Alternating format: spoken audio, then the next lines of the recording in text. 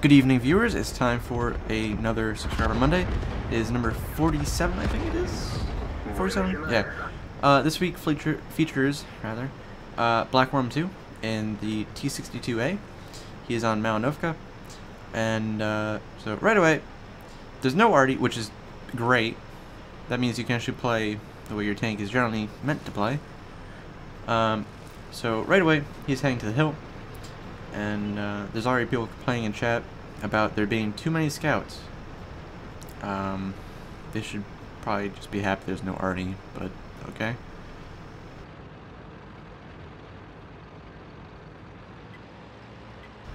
So he's making his way to the hill, and so far it's not really looking promising for his team.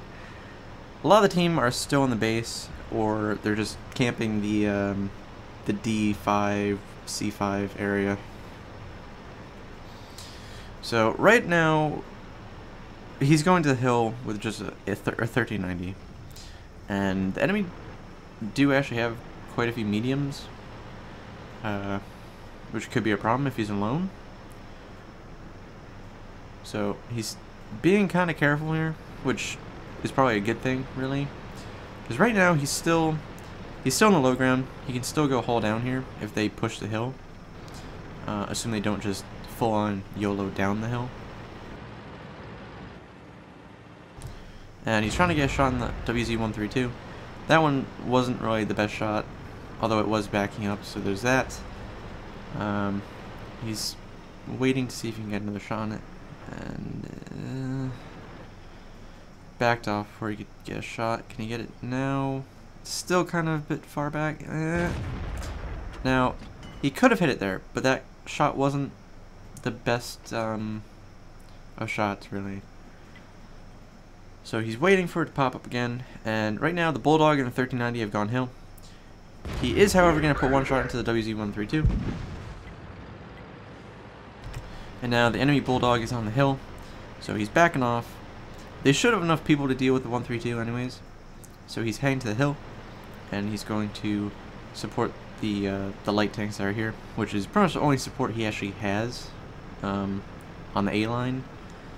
Which, if they run into any mediums really or heavies, it's gonna be difficult.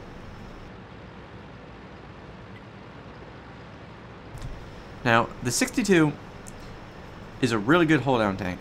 It doesn't have gun depression for the most part, but it has a really good gun and it has a really good turret. So if you can get hull down to where you have enough gun depression to actually shoot things, the enemy will, in theory, have a hard time digging you out. He puts a shot into the Waffentrager, loads HE, which is a good choice, really. That one misses. I'm assuming it went under the turret. Gonna fire one more. That one hits, and he's pretty much dead. And switch back to AP. And now he has to focus on the hill because there's an E100, and the Bulldog's kind of backed off. And that's the T-34. Gets a shot put into his turret ring, I think. Oh wow, okay. That's kind of surprising. So he's aiming for the weak spot on the top of the turret. That one misses. The allied E5 is drowned, which is not going to help at all. They are, however, winning on HP and kills.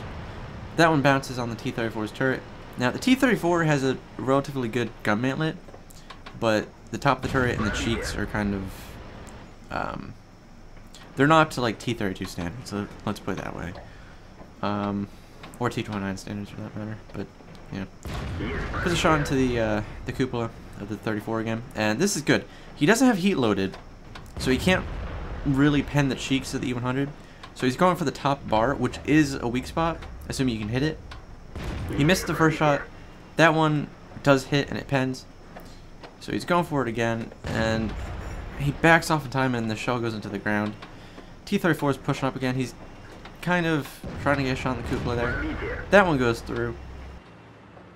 And keep an eye on the fact that this whole time he's not pushing too far forward. He's trying to stay hull down,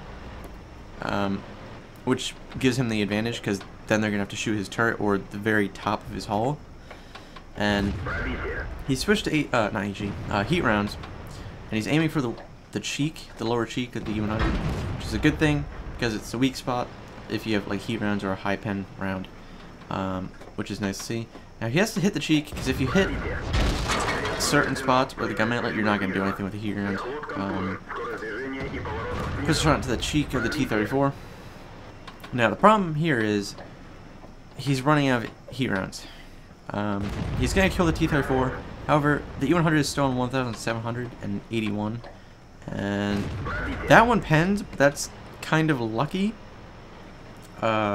He hit the flat part, but it was very close to the gun mantlet, as you're about to see. If you get that close to the gun mantlet, it generally doesn't do anything, because it absorbs it. Puts one to the flat of the turret again, and he's down to 2 heat rounds, which is not good, because it still has a lot of HP. So he's either going to have to go back to shooting for the bar on top and hope it hits, or see if he can get around it. However, there's a 30B behind him. He's going to put one more shot into the cheek of the E100, and he's going to deal with the 30B first, because it's low HP. He has APCR, so he can't reliably pen the E100 from the front right now. So he's going for the 30B, and kills him. Now he's getting into low ground, and he's going to try to force the E100 to come down here with him and get around it, is what I'm assuming the game plan is. Now, it is nice to see that when... This is lucky as all hell, by the way. So, either of those tanks can one-shot him, and he just aim-wrecked the 140. Okay. He's going to get a bit more luck as well, as you're about to see. So, the E100's coming down. And, Bulldog's distracting. He's trying to pop out. However, he's turning to him, so he's waiting for the Bulldog to distract it. Bulldog puts a shot into it, lights it on fire. E100 is going to burn to death. And BlackWorm manages to survive on 301 HP with a broken turret, damaged fuel tank, and a dead driver. Well, an injured driver. Now, it is nice to see that in that situation where he's in a hull down, he can't exactly flank the 34 or the E100, instead of just being ineffective and firing AP at, like, I don't know, the turret cheeks or whatever. Well, APCR at the turret cheeks and possibly bouncing somewhat. He switched to a heat round so that he's actually being effective. He's not just sitting there taking hits for no reason, and he's still aiming for weak spots is the important thing. Don't just spam heat. You know, if you're in a situation where you can't get around them, and you have to use heat round, don't just sling it at them. You know, aim for the weak spots. That's all I can say, really. And you know, he did the wise decision of repairing the gun as well, because he had to aim for the bar at the time, which is a very small shot. And if you have a broken gun, you're gonna have a really hard time penning it or hitting it. Anyways, on to the after power result. All right, so that was a first class mastery badge. Demolition expert, duelist, firefighter effect, bruiser, high caliber. He got his second mark on that, which is really nice. Top damage with 6,414. 3 kills, 1,158 experience. Not bad. He actually didn't have that bad of a team, really. No one else really got a lot of damage, but it's a consistent damage. You don't have zeros. You don't, you know, a lot of people may actually at least get 1,000 damage, which at tier 10 isn't really that good, but it's better than nothing, I guess. At tier 10, you should probably be aiming for at least, and by, I mean at least 2,000 damage. So there's that. He fired 32 shots, 24 hit the target, 19 penetrated. Yet again, he was aiming at the front of a he was aiming for weak spots on a T-34 at E100, so it's kind of to be expected, really. Took 7 hits, 6 penetrated, 1 did not. Blocked 400 damage. Got 6 team damage from that bump into the Bulldog. He damaged 8 enemies, destroyed 3, got 883 assistance. Lost money due to the fact that he had to fire gold at the E100.